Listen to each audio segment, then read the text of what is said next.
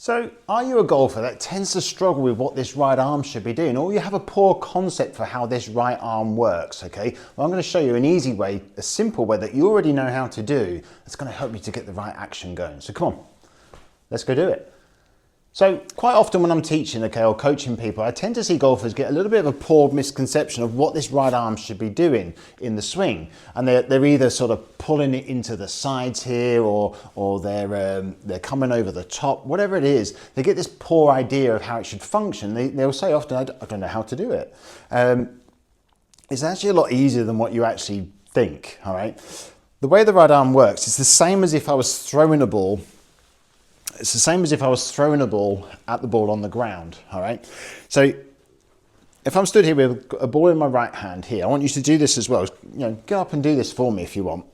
I want you to stand here and I want you to practice throwing a ball at the ball on the ground here in front of you.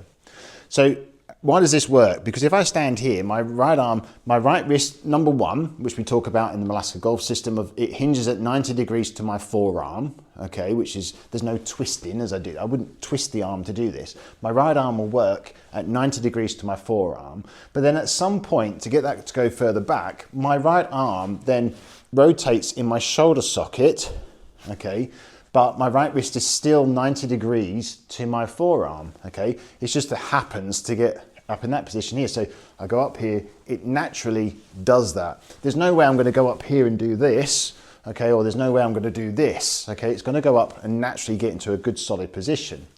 And then even on the way down as well, what happens is on the way down, it will go from an externally rotated position to internal, because otherwise I'd never get the ball back at the ball on the ground. What will happen is if I tuck this elbow in here, my palm gets here, how am I supposed to throw the ball at that ball on the ground? Well, I'd have to rapidly roll my wrist to do that. So this motion here, or this throw-in motion, if you're going to throw a ball at the ball on the ground, that's the motion that you're going to need to feel with the right arm when swinging a golf club.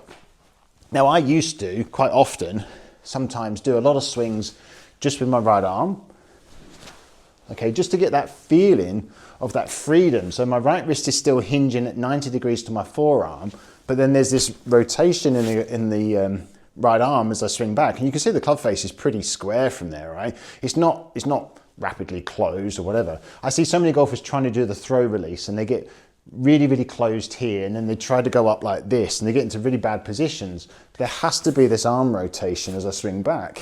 But then on the way down, it has to re-rotate. It can't stay like this, okay, which we see a lot of golfers do, trying to tuck this elbow into the side and so on and so forth. So there has to be that motion up and around when you're swinging through.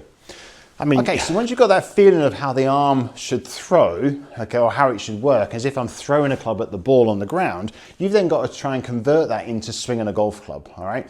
Now, sometimes I used to like just doing this just with my right arm only. This trained my right arm to go from externally rotated, if you want to use that term, to internally rotated on the way down, okay? This is where most golfers tend to struggle. Remember, you already know how to do it. Throwing a ball at the ball on the ground does it for you automatically. It's not that hard.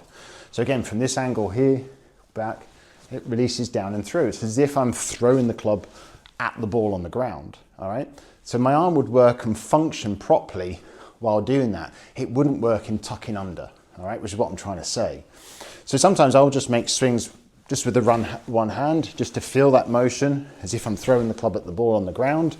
And then you can try and put that into a swing when you're trying to hit a ball as well. It doesn't matter what club you use, but I'm just going to go back up and through, and I feel that motion or that freedom in my arm to swing that and do that move. So it's not as hard as what you actually believe, all right? So next time when you go up and practice and you're struggling with this or poor concept, just practice throwing a ball at the ball on the ground, and this will train the right arm to work properly, all right? Anyway, any questions about that? Please drop it in the comments below. I love answering these comments. They're great. I'm getting some good questions come through. So a lot of you out there understand the golf swing very, very well. If you have any questions, drop it below and I'll answer them. But anyway, thank you for watching, and you got this far. I really appreciate it. Please remember to subscribe. There's a lot of you not watching but not subscribing, so please help me with that. And I'll catch you next time.